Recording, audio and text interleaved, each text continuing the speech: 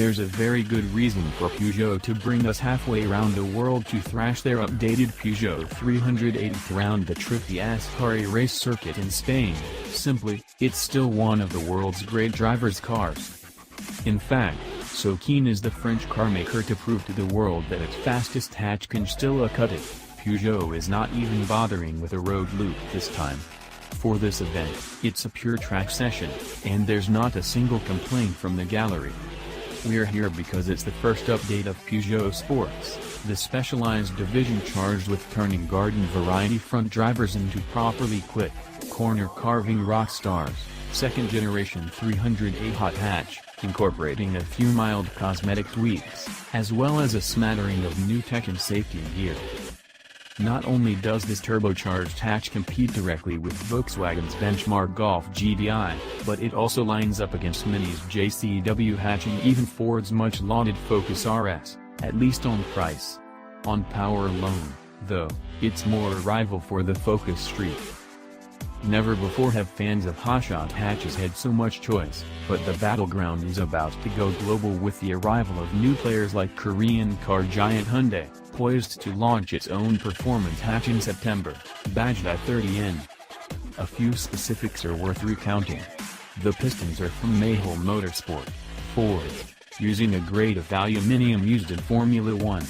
Even the conrods were specified to withstand continued use at high speeds, while the bearings are covered with a polymer coating to withstand higher cylinder pressures. More impressive still, is the Peugeot's impossibly lean 1,205 kg reading on the scales.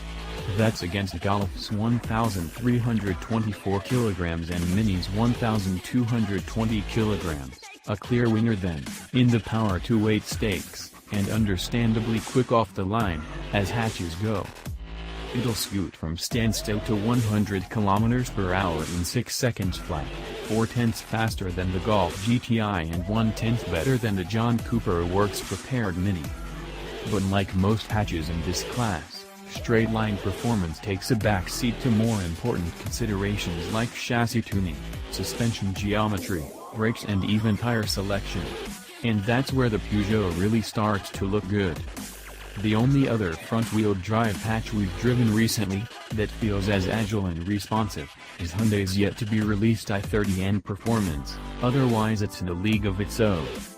You can feel the diff at work, as you get back on the power out of the tighter corners. There's no squirming about, it just puts the power down and you're blasting out of there towards the next turn.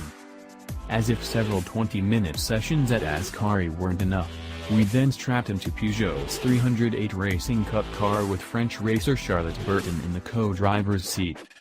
It's a purebred racing car that uses the same 1.6-liter motor from the 308T, only with a turbo from the 208T 16 turbo, and 6-speed sequential control gearbox with paddle shifters.